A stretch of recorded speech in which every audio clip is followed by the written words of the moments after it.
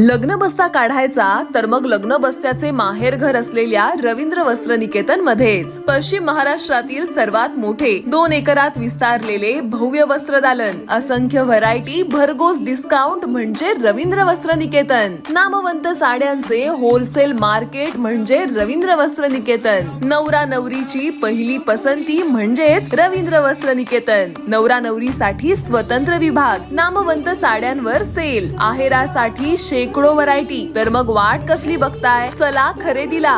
रवींद्र वस्त्र निकेतन, सलगरे, तालुका मिरज, जिल्हा सांगली. ताज्या बातम्यांसाठी महान करेला सबस्क्राइब करा आणि बेल आयकॉनला क्लिक करा.